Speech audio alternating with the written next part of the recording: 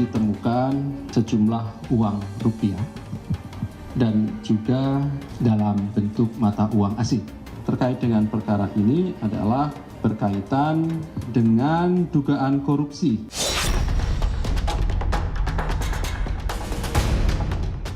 Ada isu bahwa menerima sesuatu sejumlah $1 miliar itu saya baca kan.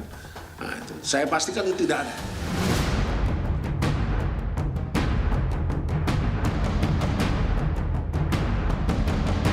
Rasanya harga diri jauh lebih tinggi daripada pangkat maupun jabatan. Biarkan saya hadapi ini. Kalau berani berbuat harus berani tanggung jawab. Dan saya siap bertanggung jawab.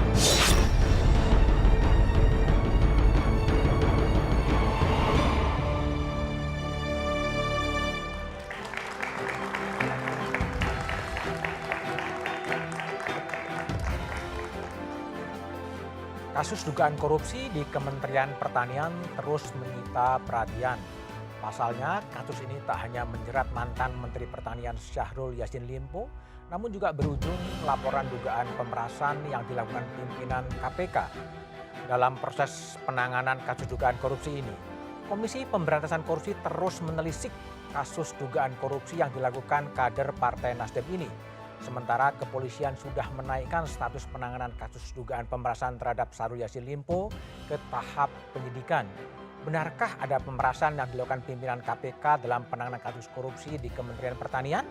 Atau ini adalah upaya mengaburkan proses penyidikan kasus dugaan korupsi salah seorang mantan Menteri Jokowi ini? Inilah Satu Meja Dua Forum, kasak kusuk dugaan korupsi mantan mentan.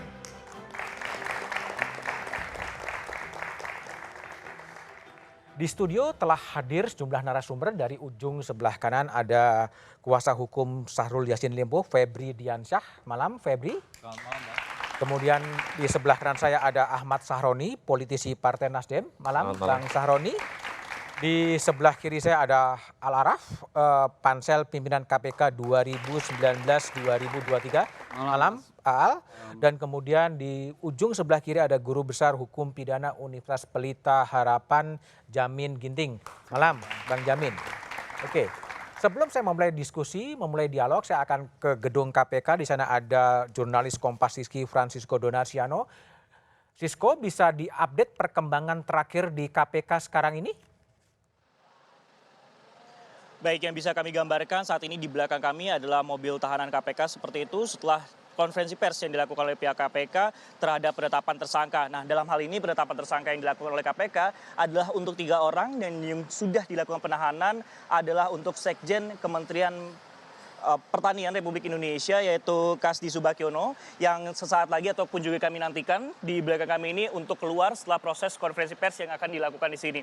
Memang kalau berdasarkan informasi kemudian yang disampaikan oleh KPK dan juga menjawab pertanyaan publik terkait masalah penetapan tersangka ini bahwa tadi sudah dijelaskan oleh Wakil Ketua KPK yaitu Johanis Tanak ada 3 orang yang terseret dalam kasus pusaran korupsi ataupun juga gratifikasi di dalam Kementerian Pertanian Republik Indonesia. Cukup menarik sebenarnya Budiman kalau kita perhatikan ataupun juga dalam hasil konferensi pers seperti itu bahwa disebutkan ketika kemudian mantan Menteri Pertanian Republik Indonesia yaitu Syahrul Yassin Limpo ini diduga menerima uang sebesar 4.000 hingga 10.000 dolar Amerika Serikat setiap bulannya yang dikumpulkan melalui tangan kanannya. Nah, kalau kita lihat ataupun juga asumsikan sebenarnya Budiman dan juga saudara, tangan kanan ini merupakan orang-orang bisa kami katakan adalah kepercayaannya mulai dari Sekretaris Jenderal Kementerian Pertanian Republik Indonesia yaitu Kasdi Subagiono ataupun juga Direktur Alat dan juga Mesin dari Kementerian Pertanian yaitu Muhammad Hatta. Nah, untuk kemudian 2 orang yaitu Syahrul Yassin Limpo dan juga Muhammad Hatta memang saat ini karena ada alasan keluarga yang tidak bisa ditinggalkan seperti itu dan pihak KPK juga meminta kooperatif dari masing-masing pihak nantinya belum ada upaya untuk penjemputan paksa ataupun juga pemanggilan paksa seperti itu namun meminta itikat baik sesuai dengan komitmen yang mereka sampaikan. Nah, terkait dengan penetapan tersangka dari kasus di Kementerian Pertanian Republik Indonesia ini berikut adalah kutipan wawancara ataupun juga kutipan konferensi pers yang dilakukan di Gedung Merah Putih KPK untuk Anda. Perkara dugaan tindak pidana korupsi terkait bersama-sama menyalahgunakan kekuasaan dengan memaksa memberikan sesuatu untuk proses lelang jabatan termasuk ikut serta dalam pengadaan barang dan jasa, disertai penerimaan gratifikasi di lingkungan Kementerian Pertanian Republik Indonesia. Berproses sehingga diperoleh kecukupan alat bukti untuk dinaikkan ke tahap penyidikan dengan menetapkan dan mengumumkan tersangka sebagai berikut. 1. SYL, Menteri Pertanian Republik Indonesia, periode 2019-2024. 2. KS, Sekretaris Jenderal Kementerian Pertanian Republik Indonesia. Ketiga adalah MH, Direktur Alat dan Mesin Pertanian, Direktorat Jenderal Prasarana dan Sarana Pertanian, Kementerian Pertanian Republik Indonesia. Sejauh ini uang yang dinikmati bersama-sama antara Syahrul Yassin Limpo, kemudian Kasti Subagiono dan juga Muhammad Hatta ini mencapai 13,9 miliar rupiah. Dan saat ini proses penyelidikan terkait aliran dana ataupun juga nantinya apakah ini akan mengalir ke partai tersebut, ini masih terus dilakukan penyelidikan oleh pihak KPK. Nah, cukup menarik memang Budiman dan juga saudara kalau kita lihat ataupun juga kami pantau pendapatan ataupun juga uang yang dikumpulkan untuk kebutuhan pribadi ini didapatkan dari realisasi anggaran Kementerian Pertanian yang sudah dimarkup. Demikian yang bisa kami laporkan dari Gedung Merah Putih KPK. Kembali ke studio. Terima kasih Sisko dari Gedung Merah Putih KPK. Febri, akhirnya Tanak memberikan jumpa pers dan menyatakan SYL sebagai tersangka. Gimana Anda menanggapi penetapan tersangka yang agak lambat ya sebetulnya? Saya pikir ketika itu sudah disampaikan secara terang ya. Tadi kan sudah terang benderang disampaikan siapa saja tersangkanya meskipun inisial yang disebut. Tapi kita tahu dari jabatannya itu siapa yang dimaksud. Dan juga apa saja indikasi-indikasi tindak pidana korupsi yang terkait dengan para tersangka. Itu jauh lebih baik dibanding ruang abu-abu yang selama ini. Ruang kasak kusuk. Ruang abu-abu, kasak kusuk, tarik menarik dan lain-lain yang meskipun secara hukum itu mungkin tidak ada persoalan, tapi isu-isu seperti ini bisa menimbulkan distrust terhadap proses penegakan hukum itu sendiri. Dan saya juga menyimak tadi, seperti yang kami tegaskan sebelumnya, Pak Syahrul Yassin Limpo tidak memenuhi, tidak bisa datang ke KPK hari ini, bukan karena menghindari atau bukan karena hal-hal yang sejenis. Tapi memang beliau menerima informasi ibu Pak Syahrul yang berumur 88 tahun berada dalam keadaan yang sakit hari ini. Jadi beliau ingin... Di mana sekarang? Di Makassar. Jadi Pak Syahrul di Makassar dan tadi juga sudah confirm di pemberitaan media juga disampaikan ada foto dan lain-lain dan akan segera bersedia akan segera kembali ke Jakarta untuk menjalankan kewajiban-kewajiban hukum menghadapi persoalan hukum ini. Karena kalau kita lihat dari rangkaian peristiwa sebelumnya, Pak Syahrul sebenarnya sudah mengatakan secara tegas, saya akan hadapi proses hukum ini, saya akan kooperatif. Bahkan melepaskan jabatan sebagai menteri sebelum diberhentikan oleh presiden. Ini kan agak jarang sebenarnya menteri atau pejabat-pejabat kita itu mundur ketika dia misalnya menjadi tersangka kasus korupsi. Bahkan diterima di istana. Itu kebijakan Bapak Presiden mungkin pada saat itu. Tapi poin utamanya adalah kesiapan untuk menghadapi proses hukum, akan bertanggung jawab jika memang ada kekeliruan. Kalau kita bicara tanggung jawab tentu kita akan lihat apakah tanggung jawab ini berada pada ranah tanggung jawab di ranah pidana misalnya, atau sebenarnya ranah manajemen atau ranah yang lain. Ini proses perjalanan kan masih panjang. Oke, baik. Bang Saroni, sebagai politisi Partai Nasdem, gimana Nasdem menyikapi pengumuman tersangka terhadap kader Nasdem Syahrul Yassin Limpo? Jadi bagus ya, karena ini adalah langkah yang kita hormati pada proses penegakan hukum. Kan harusnya dari kemarin aja. Dari kemarin? Dari kemarin. Dan saya selalu menyampaikan kita menunggu keterangan dari KPK. Nah malam ini sungguh apresiasi karena jelas dan terang benderang yang dimaksud perkara pidana yang nggak bisa dihindari. Nah tapi sekarang kan ada ada kontra di masyarakat bahwa kenapa nggak menghadiri panggilan oleh KPK yang dimaksud adalah orang tua Pak SCL adalah sedang dalam kondisi yang tidak baik. Nah, ini bentuk daripada jangan sampai liar di ruang publik. Oke. Kenapa? Karena semua orang bertanya. Sprindik keluar, beredar di mana-mana, disampaikan juga oleh Pak Menteri waktu itu bahwa ada tersangka Pak SCL, dan tapi nggak diumumin resmi. Nggak diumumin resmi. Nah, tapi Ada apa sih menurut Anda? Nggak tahu ya kalau kemarin Pak Ali Fikri itu menyampaikan ada skenario lain. Ada skenario lain? Skenario yang dimaksud adalah mungkin untuk mencari alat bukti lain atau secara full bucket sudah lengkap baru dihadirkan dan diumumkan secara langsung. Itu bagus-bagus saja, tapi kan karena ini ranah publik yang semua mata memandang dan melihat, lebih baik tidak ada abu-abu dan malam ini sudah terang benderang dan itu menjadi lebih baik. Jelas ya. Oke, baik. Sebenarnya kami juga telah mengundang KPK, perwakilan KPK untuk hadir di studio, tapi mereka memutuskan untuk berhalangan untuk hadir di studio ini. Bang Jamin Ginting sebagai pakar hukum pidana, ya, Bang, ini kan juga sesuatu yang menarik ya. Ketika Pak Menteri pada waktu itu berada di Roma, gitu kan, kemudian KPK melakukan penggeledahan di rumah dinas dan di kantor Kementerian Pertanian, dan belum ada pengumuman status tersangka. Pak Mahfud sempat menyebut bahwa sudah menjadi tersangka. Anda sebagai pakar hukum pidana melihat fenomena ini seperti apa? Ya, kita harus memahami ada perbedaan proses penyelidikan dan penyidikan di KPK dengan di tindak pidana korupsi di luar KPK. Oke. Kalau di KPK itu penyelidikan itu sudah mengumpulkan alat bukti dan sudah tahu siapa tersangkanya, tapi belum ditetapkan. Waktu dinaikkan dalam konteks penyidikan sudah jadi sprindik, itu tersangkanya sudah ada. Oke.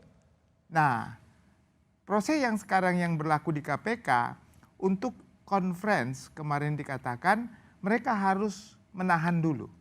Menahan apa? Melakukan penahanan. Setelah dilakukan penahanan baru dilakukan conference. Kalau dulu kan belum ditahan juga bisa conference, tapi sudah ditetapkan tersangkanya. Nah sekarang prosedurnya ditahan dulu, setelah ditahan lalu conference. Yang ditahan siapa nih? Sekjen? Yang tadi, yang barusan ini. Sekjen. Makanya baru konferensi pers gitu. Ya. Itu sesuatu yang lazim? Ya itu kan SOP yang bisa berubah-berubah ya saya kira. SOP berubah-ubah tergantung apa? Tergantung kebijakan dari pimpinan mereka. Kebijakan seperti apa kira-kira itu? Ya kebijakan yang mengartikan bahwasannya kalau dilakukan conference belum ditahan kan seakan-akan kita membiarkan orang di luar sana berkeliaran. Nah kalau sudah ditahan artinya sudah ada orang yang akan ditampilkan di belakang itu. Oke, tapi kan SCL sampai sekarang juga belum menghadiri panggilan KPK dan juga masih belum datang lah. Saya kira kalau sampai satu pun belum ada ditahan tidak akan ada conference.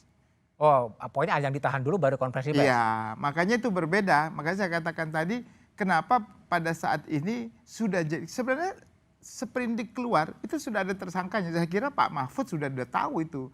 Sudah tahu ada sprindik, sudah tahu ada tersangkanya, maka Pak Mahfud berani mengatakan siapa tersangkanya sudah ditentukan begitu. Jadi dia bukan sembarang ngomong begitu aja Mas Udi. Pasti ada datanya ya? Pasti ada. Ada dasar hukum. Iya, nah itu bedanya. Kalau di tipikor di lembaga lain seperti yang dilaporkan di Polda ini beda. Kalau di Polda penyelidikan, setelah penyelidikan baru ada peristiwa pidana, dinaik penyidikan itu baru mengumpulkan bukti. Baru mengumpulkan bukti. Ya, dengan bukti itu menjadi lebih terang siapa tersangkanya, terakhir tersangkanya. Begitu, Mas. Oke, baik. Alaraf, ini sebagai orang yang menseleksi pimpinan KPK 2019-2023 ya, dan cukup memahami dinamika hukum.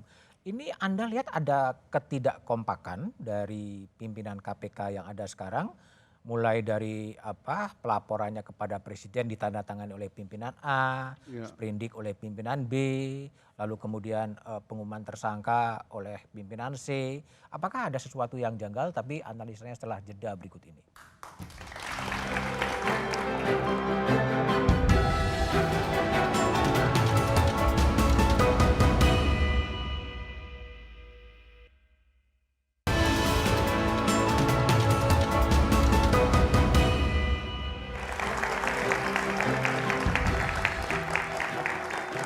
Masih bersama saya Budiman Tanterjo di Satu Meja The Forum. Saya ke Al Araf, mantan Pansel Pimpinan KPK 2019-2023. Melihat kronologi yang ada, publik melihat ada ketidakkompakan ya, atau ada miskoordinasi dari KPK pimpinan Pak Firly ketika Pak Firly tidak di Indonesia atau tidak di Jakarta, kemudian ada surat dikirim kepada Presiden pada tanggal 26 dan kemudian sekarang baru terjadi pengumuman tersangka.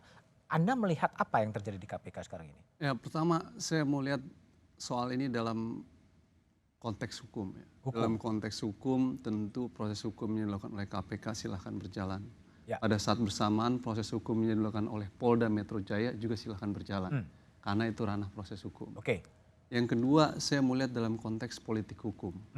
Judulnya Mas Budiman tentang kasakusuk ini sebenarnya diskusi tentang wilayah politik hukum. Wilayah politik hukum. Ada apa di dalam wilayah politik hukum itu? Tidak bisa dipungkiri pandangan penilaian publik bahwa ada problematika KPK beberapa belakangan ini. Hal itu dimulai dari pelemahan KPK melalui revisi Undang-Undang KPK. Yang kedua mulai dari pimpinan-pimpinan KPK bolak-balik dilaporkan ke Dewas KPK. Bahkan sampai ada yang mundur dari proses pimpinan KPK gitu ya, karena proses di dalam. Yang ketiga adalah ada persoalan terkait dengan dugaan kasus-kasus tertentu, misalkan dalam kasus Basarnas kemarin pimpinan KPK tidak cukup berani untuk memproses karena ada power dan lain sebagainya, akhirnya mundur gitu. Jadi secara umum problematika KPK terjadi dan mendapatkan sorotan dalam konteks politik hukum. Tapi diskusi tentang kasakusuk ini sebenarnya kita sedang diskusi dalam wilayah yang ingin menjelaskan apakah ada ruang politik dalam penegakan hukum yang dilakukan oleh KPK. Ada ruang politik? Intervensi politik. Ada intervensi politik menurut Anda? Saya ingin katakan kemungkinan ruang intervensi politik dalam KPK itu sangat tinggi sejak Undang-Undang KPK direvisi. Jadi yang salah sendiri adalah DPR sendiri sama dan pemerintah gitu. Karena di dalam revisi Undang-Undang KPK disebutkan KPK adalah lembaga eksekutif, Mas. Baik. Itu nanti kita coba bahas ya. Tapi kayak temuan yang menarik sekarang ada langkah dugaan pemerasan yang dilakukan oleh pimpinan KPK dan itu masih diduga dan kemudian sekarang seakan-akan ada pertarungan antara KPK pada satu sisi dan kepolisian Polda Metro Jaya pada sisi yang lain. Ya, saya boleh nggak meneruskan yang tadi, yang lembaga eksekutif. Nah, karena KPK menjadi bagian dari lembaga eksekutif, tentu ruang potensi intervensi eksekutif tinggi terhadap KPK. Berbeda dengan sebelum revisi Undang-Undang KPK. Nah, problem kita adalah pada satu titik Presiden juga diduga ikut bertarung dalam pertarungan 2024, Mas. Apa nih kaitan Presiden ikut bertarung di 2024? Ya, orang udah tahu lah secara terbuka ada cawe-cawe dan lain sebagainya. Sehingga persepsi publik dalam beberapa pemerasan kasus sendiri ini sebagai sebuah langkah ofensif, defensif dari SDL kepada Polda Metro terhadap pimpinan KPK? Nah, untuk yang itu saya mau jawab ya, bahwa dalam kasus yang dilakukan oleh Polda Metro Jaya, tentu kita harus menghormati proses yang dilakukan oleh Polda Metro Jaya dong terhadap pimpinan KPK. Silakan proses itu berjalan dan proses penyidikan. Dalam kasus lain KPK dalam kasus SEL kan ditetapkan beberapa hal nih jadi tersangka. Ya silakan juga itu berjalan. Ini ranah hukum. Dua-duanya berjalan. Soal kita hari ini adalah persoalan ini hadir dalam kontestasi jelang politik 2024. Itu yang sehingga menimbulkan kasakusuk dan kegaduhan itu. Tapi hal itu terjadi karena tadi revisi Undang-Undang KPK menempatkan KPK sebagai lembaga eksekutif. Sehingga menjadi rumit. Yang kedua problem utama itu, Mas. Ini yang kita harus bongkar dan rubah. Proses seleksi pimpinan KPK itu harus dibangun secara independen karena terlalu politik dan kental politik. Pertama, penunjukan pansel KPK itu dilakukan oleh Presiden. Berbeda dengan pemilihan komisioner Komnas HAM, pemilihan KPAI, pemilihan LPSK, pansel dibentuk oleh komisioner bukan oleh Presiden. Jadi interest politik eksekutif besar sejak proses awal. Yang kedua adalah ketika selesai pansel seleksi menyeleksi 10 orang pada masa saya, dilempar oleh ke DPR, DPR memilih 5. Nah, ketika terjadi DPR juga terjadi politik transaksional, interest politik. Jadi terhindarkan ya. Pimpinan-pimpinan KPK itu tersandra secara politik sebenarnya karena ada politik transaksional dalam pertarungan pemilihan KPK sejak awal. Oke. Ini harus dibongkar. Harus dibongkar dan dibenahi. Nah, Oke. makanya tema Mas Budiman tentang kasakusuk tadi itu menjadi relevan karena ini konteks tahun politik, sementara peta politik berubah dan kekuasaan memiliki peranan yang besar dalam proses politik itu. Oke, baik. Oke, Bung Febri sebagai kuasa hukum dari Limpo, itu kan kalau penjelasan KPK yang dulu ditemukan uang yang 30 miliar ya, yang berada di geledah. Apa yang Anda ketahui soal uang 30 miliar dan ada senjata 12 di rumah itu? Pertama saya ingin pisahkan dulu pokok perkara yang terkait dengan pokok perkara. Kalau senjata itu sudah KPK juga sudah melimpahkan begitu, menyerahkan ke pihak kepolisian. Nah, terkait dengan uang. Tadi agak menarik sebenarnya pengumuman yang disampaikan oleh KPK. Kurang lebih begini kalau versi pengumuman KPK. Dari tahun 2019 sampai dengan 2023, itu artinya sekitar 4 tahun, diduga terjadi praktek pemerasan atau setoran seperti itu. Tapi ada satu poin yang saya tidak tahu apakah itu disimak secara lengkap atau tidak. Total dana yang teridentifikasi selama 4 tahun itu adalah 13,9 miliar. 13,9 miliar. 13,9 miliar. Kalau dibagi misalnya katanya kan ada setoran tiap bulan, itu sebenarnya berapa? Apakah dalam jumlah yang kecil-kecil kemudian dikumpulkan atau seperti apa? Itu tentu menjadi satu pertanyaan secara hukum dan secara faktual. Yang kedua, terkait dengan pertanyaan Mas Budiman tadi. KPK mengatakan yang sudah teridentifikasi diduga 13,9 miliar, meskipun dikatakan masih mengidentifikasi yang lain. Pertanyaannya, bagaimana dengan uang yang 30 miliar, yang ditemukan di rumah dinas statusnya belum jelas itu ya? Menteri Pertanian? Oke lah, bisa dikatakan kami akan melakukan identifikasi lebih lanjut dari temuan-temuan tersebut.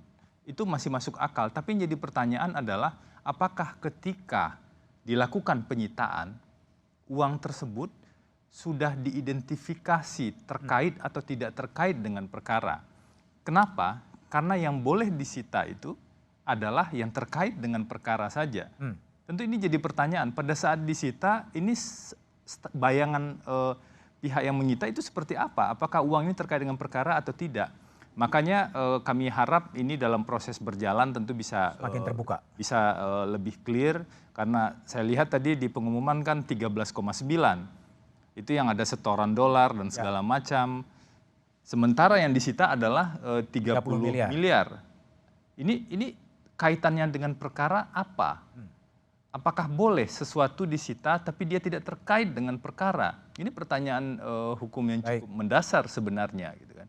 Karena itulah, tapi saya ingin katakan begini, kalau dari komunikasi saya dengan Pak Syahrul Yassin Limpo, yang tentu saja sudah dengan seizin beliau kemudian saya sampaikan ke publik, kalau komunikasi yang lain kan antara klien dan advokat itu memang harus dilindungi kerahasiaannya. Dana 30 miliar itu bisa terjelaskan oleh beliau. Bisa terjelaskan oleh Pak Syahrul Yassin Limpo, tapi tentu saja ada proses-proses yang memang harus dilakukan. Pertama, ketika KPK melakukan penggeledahan dan kemudian penyitaan, proses verifikasi harus dilakukan dan tentu itu juga harus disampaikan dan dipertanyakan pada para saksi dan juga termasuk pada tersangka. Saat ini kan Pak Syahrul memang belum bisa datang dalam pemeriksaan sebagai tersangka, namun dari komunikasi yang kami lakukan, beliau akan setelah bertemu dengan ibu di Makassar, orang tua di Makassar, beliau akan segera kembali ke Jakarta dan menghadapi semua proses hukum. Selain kasus 30 miliar, Febri, berdasarkan conversation Andra dengan Pak Limpo, soal dugaan pemerasan ini diinfokan juga nggak? Itu yang kami harus tahu apa yang dimaksud dengan pemerasan dalam konteks proses penyidikan ini. Karena begini Mas Buniban, ada 3 pasal yang mirip. Kalau kita baca Undang-Undang Tindak Pidana Korupsi ada 3 pasal yang mungkin bersinggungan. 1 suap, yang kedua pemerasan, yang ketiga gratifikasi. Ini agak mirip dengan suap. Kalau kita bicara soal pemerasan, ada kuasa yang sangat kuat untuk memaksa seseorang memberikan sesuatu. Sederhananya ya, memaksa seseorang memberikan sesuatu. Sehingga yang dijerat hanyalah orang yang menerima. Nah pertanyaannya, bagaimana kalau dana tersebut sebenarnya, kalau ada pemberian itu ya, kalau dana tersebut sebenarnya diberikan untuk kepentingan pihak pemberi juga. Misalnya agar jabatannya baik-baik saja, agar dia tetap mendapatkan promosi atau dia tetap mendapatkan Enggak, keuntungan yang di saya maksud jabatan. adalah ketika Pak Syahrul Yassin Limpo melaporkan ada pimpinan KPK yang memeras. Saya selesaikan sedikit sebelum itu kan kasus yang berbeda. Artinya akan ada diskusi dan perdebatan apakah ini pemerasan atau penyuapan. Konsekuensinya sangat serius. Kalau ini penyuapan, ada kepentingan di kedua belah pihak, maka pihak pemberi juga harus dijerat. Kalau ini pemerasan, pihak pemberi mungkin bisa lolos. Oke. Ini persoalan apa sebenarnya? Itu satu, terkait kasus yang di KPK. Yang kedua, terkait dengan kasus yang di Polda tadi yang disebut. Nah, kami memang perlu tegaskan, saya dan tim itu mendapatkan surat kuasa khusus dari Pak Syahrul itu adalah untuk fokus pada perkara yang sedang berjalan di KPK. Komisi Pemberantasan Korupsi saat ini. Jadi kami tidak punya kompetensi yang cukup sebenarnya untuk menjelaskan proses yang di Polda. Meskipun saya setuju tadi yang disampaikan Al-Araf, ini sama-sama proses hukum. Proses hukum yang berjalan harusnya jalannya paralel, lurus keduanya. Jangan kemudian ditarik, dikusutkan, jadi bersilang sehingga seolah-olah menghambat satu dengan yang lain. Kalaupun ada, misalnya pimpinan KPK atau siapapun yang diproses dan berjalan di Polda, keputusan kelembagaan KPK yang sudah diumumkan tadi itu tidak akan mundur. Tidak akan berhenti kecuali ada putusan pengadilan, itu lain cerita. Makanya dari dalam konteks edukasi publik memang kacamata hukum untuk melihat dua proses hukum yang berbeda ini betul-betul harus clear terlebih dahulu. Oke, jadi memang menimbulkan pertanyaan ya setelah ada KPK mengumumkan tersangka, tapi juga kemudian ada laporan dugaan pemerasan oleh pimpinan KPK. Tapi selanjutnya kasus ini akan jadi seperti apa? Jawabannya setelah jeda berikut ini.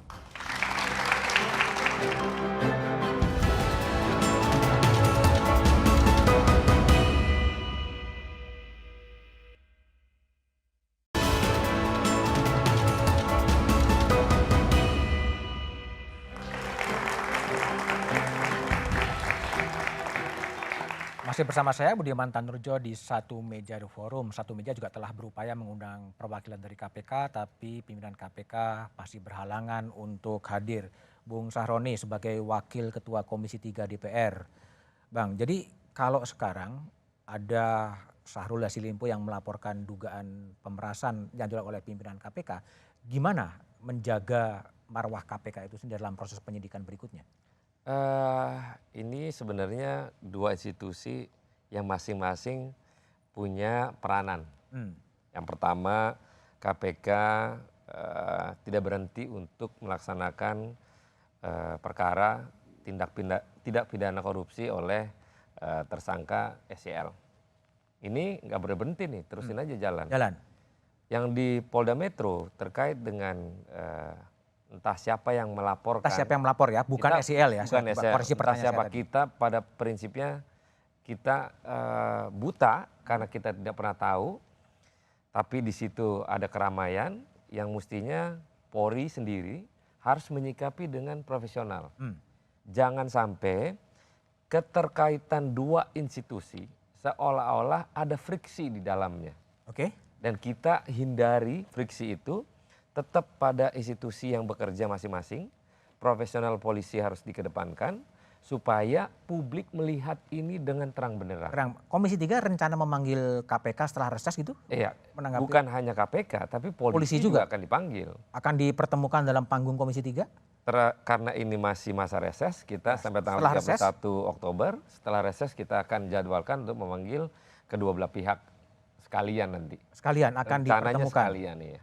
Akan dipertemukan antara KPK khusus membahas SYL, kasus SYL ini. Jadi bukan hanya ngurusin Pak SYL saja, tapi perkara-perkara yang terkait dengan isu publik yang lagi lagi panas. Gitu. Lagi panas sekarang ini ya. Oke, baik. Bang Jamin, jadi kalau dalam pemahaman Anda, kalau ada pimpinan KPK yang kemudian dilaporkan dugaan pemerasan ke kepolisian, ini marwah KPK dan kasus penanganan kasusnya akan jadi seperti apa sebetulnya? Ya, saya mau menanggapi yang Mas Sahroni tadi katakan akan merencana memanggil KPK dan juga kepolisian. Saya kira tidak elok ya. Artinya begini, ini kan kasus sedang berjalan dan kasus hukum. Jadi saya kira biar dulu berjalan dulu, jangan terlalu cepat untuk dipanggil. Karena nanti seakan-akan ada intervensi politik dalam kasus yang sedang berjalan. Tapi kan ngawasi kan boleh aja toh? Iya, ngawasi kan ngawasi tentang kinerja, bukan kasus yang sedang berjalan. Kalau kinerja boleh, gimana kinerja KPK, Kapolri. Tapi kalau ditanya nanti gimana kasus yang sedang berjalan, seakan-akan kan intervensi akhirnya. Jadi saya kira lebih baik dibiarkan saja gitu jalan, tetapi yang dipertanyakan kinerja Kapolri dan kinerja pimpinan KPK begitu. Itu lebih. Ini nggak bisa terjadi semacam cicak buaya ya? Ini beda, Mas. Beda? Beda. Bedanya kenapa? Karena kan konteksnya ini yang dilaporkan kan bukan pelakunya, bukan kepolisian gitu lah. Kalau dulu kan lebih mengarah kepada pelakunya adalah kepolisian. Jadi ini kan polisi yang melakukan investigasi terhadap adanya laporan masyarakat kan. Itu sangat berbeda. Tadi mengenai pertanyaan Mas Budi terkait kepercayaan masyarakat terhadap KPK, ya jelas kalau sampai nanti kasusnya ini apabila pimpinan KPK menjadi tersangka. Kita kan ajas praduga tak bersalah ya, Mas Budi. Jadi kita menghormati proses yang berjalan dan juga tidak menaifkan kalau sebenarnya ini bisa saja di suatu ketika di SP3 begitu, karena memang tidak cukup bukti untuk membuktikan itu. Tetapi ini masalah yang cukup serius. Kenapa? Karena yang dilaporkan itu adalah pimpinan KPK. Meskipun nggak jelas siapa ya? Ya kita kan nggak tahu yang dilaporkan siapa. Yang melaporkan siapa juga nggak jelas kan? Iya, tapi pada prinsipnya kan yang kita dengar, yang kita ketahui, yang diduga, yang foto-foto itu kan ada hubungan antara orang yang siapa yang dilaporkan sudah kelihatannya dengan foto itu ya. Dengan foto yang sudah pernah kita selalu lihat. Jadi kalau Al lihat ya, ini kan kalau foto tadi Pak Firly dengan SJL, kemudian Pak Firly dengan yang lain-lain, ini kan banyak sekali atau beberapa case yang Pak Firly menjadi sorotan gitu. Saran Anda apa yang harus dilakukan oleh agar penegakan hukum dan marwah KPK tetap bisa berwibawa? Ya kan seharusnya menurut undang-undang pimpinan KPK tidak boleh dan tidak bisa bertemu dengan pihak yang berperkara ya, yang berkepentingan dalam soal itu. Tapi bisa berargumen itu pertemuan sebelum ada perkara? Ya itu nanti yang harus dijelaskan dalam proses hukum yang akan dilakukan proses. Proses hukum atau proses di Dewas sih sebetulnya? Proses di Dewas, proses hukum. Kenapa ditinggalkan proses di Dewas menurut Anda? Ya proses Dewas dalam beberapa kasus memperlihatkan kerja yang tidak cukup maksimal. Tapi dalam beberapa kasus ada yang kemudian membuat pimpinan KPK juga mundur dari proses itu gitu ya. Artinya dia tidak cukup 100% bekerja dengan maksimal. Bahkan orang menganggap Dewas tidak cukup memiliki kekuatan yang kuat. Nah ini diuji dalam proses-proses hal yang ini. Saya melihat Dewas juga tidak ngapa-ngapain ya? Nah itu mungkin karena bukan Mas Budiman tuh Dewasnya gitu. Kalau Mas Budiman Dewasnya agak berbeda gitu ya. Tapi saya ingin katakan bahwa problem ini Mas terjadi karena intensitas politik jelang 2024 ini cukup tinggi. Jadi kita tidak bisa melihat persoalan ini hanya dari perspektif hukum. Kita juga harus melihat dalam dinamika intensitas politik yang cukup tinggi. Nah intensitas politik yang tinggi ini lagi-lagi saya ingin katakan karena partai-partai politik sendiri yang menjebak dirinya menjadi rumit dan kompleks ketika proses pertarungan elektoral itu dengan mengatur ambang batas yang terlalu tinggi 20%. Akhirnya faksionalisasinya sangat jadi lebih keras. Kepada pertimbangan politik yang coba mendasari kasus ini ya? andaikan ambang batas cuma 0%. Kan nggak perlu otak-atik. Ini sehingga presiden juga tidak punya ruang untuk berpolitik menjadi lebih kental. Jadi kemana-mana larinya ya kepada ambang batas presiden. Tapi soal dasar di situ tuh. Hal yang juga menarik adalah ini kemudian mau bagaimana sebaiknya langkah yang dilakukan oleh pimpinan KPK ketika menghadapi pelaporan dari orang terhadap dugaan pemerasan dan bagaimana sebenarnya presiden juga harus mengatasi persoalan seperti ini. Jawabannya setelah jeda berikut ini.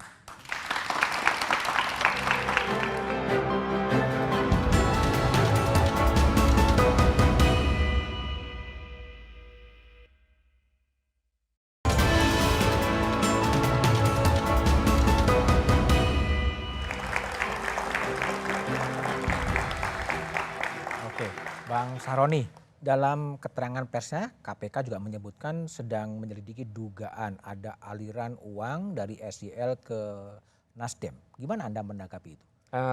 Dari isu yang 5 hari lalu, saya sempat ngecek ada transferan Ada transferan ke fraksi Nasdem dari SCL, SEL, itu bantuan bencana.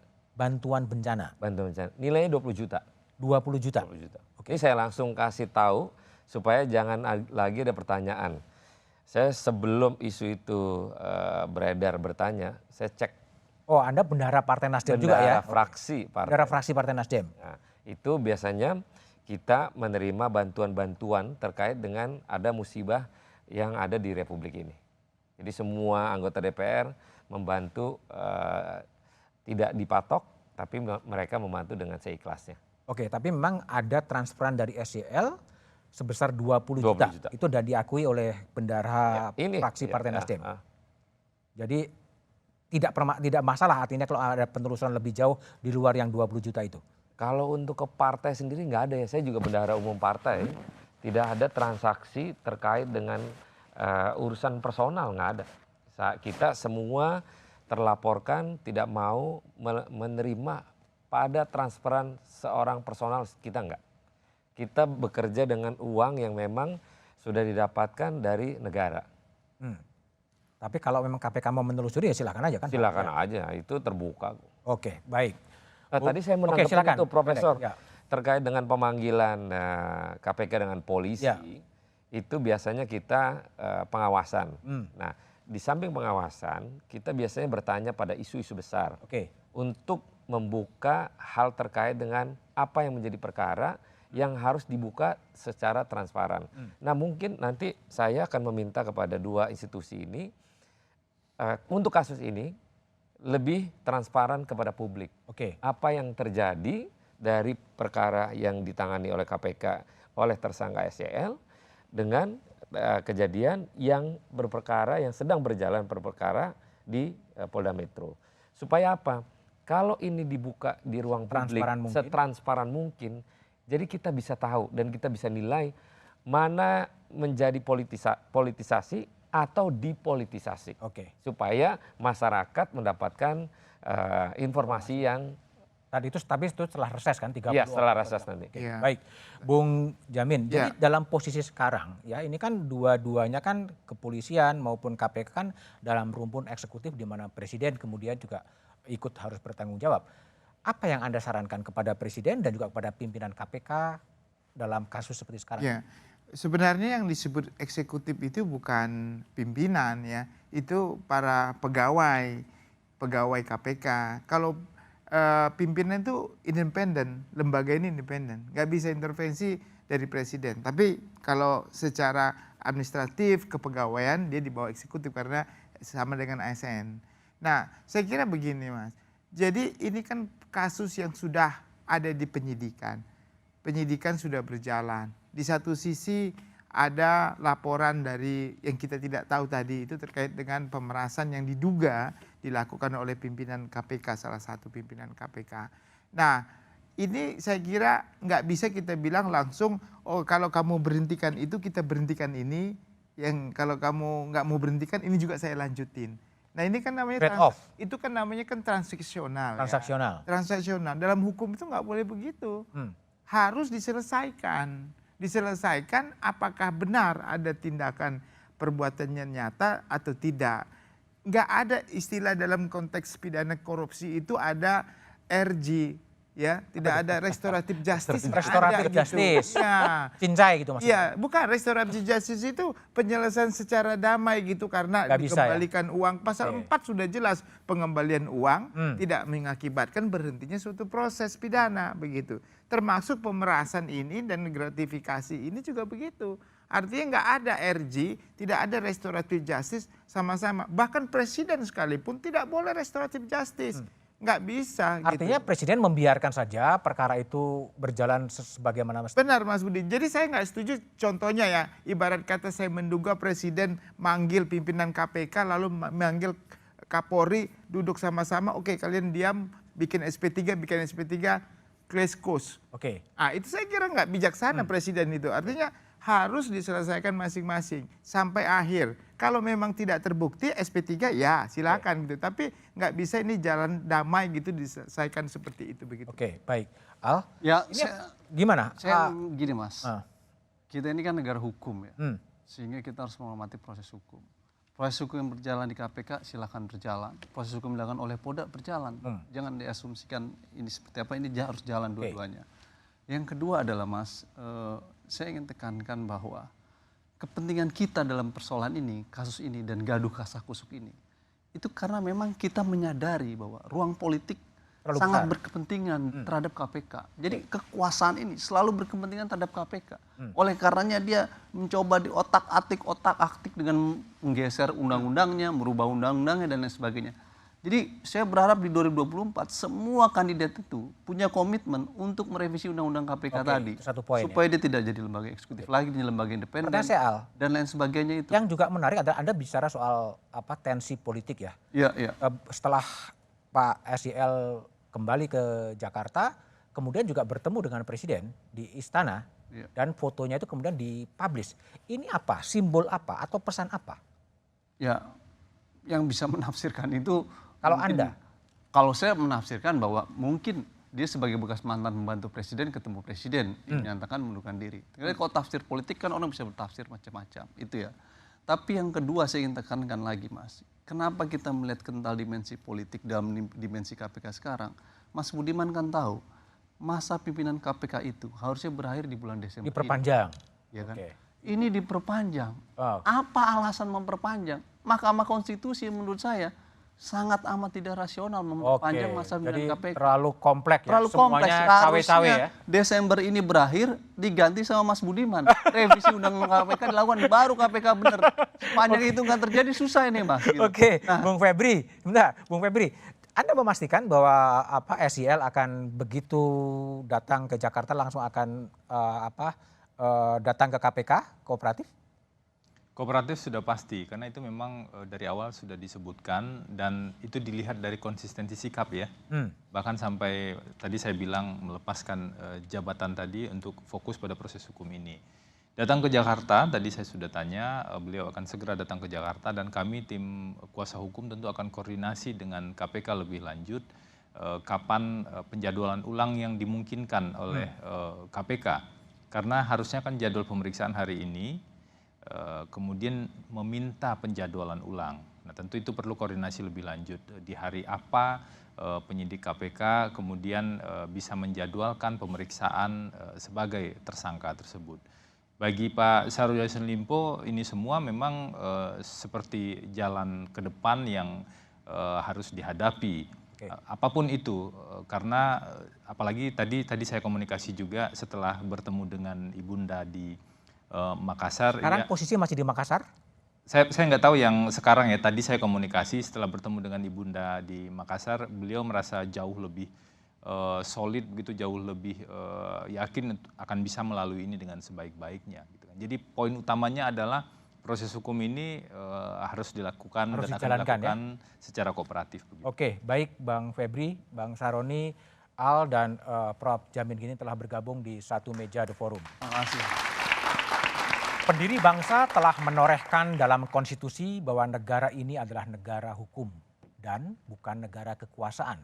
Konstitusi juga menegaskan semua orang punya kedudukan sama di muka hukum. Karena itu dugaan korupsi dan dugaan pemerasan yang dilakukan oleh penyelenggara negara harus sama-sama dipertanggungjawabkan di depan hukum. Presiden Jokowi bisa mengambil langkah untuk memastikan hukum ditegakkan seadil-adilnya. Demikian satu meja The Forum malam ini. Tetap saksikan Kompas TV untuk mengupdate informasi seputar pemilu hanya di Kompas TV independen terpercaya. Sampai jumpa pekan depan. Selamat malam dan terima kasih.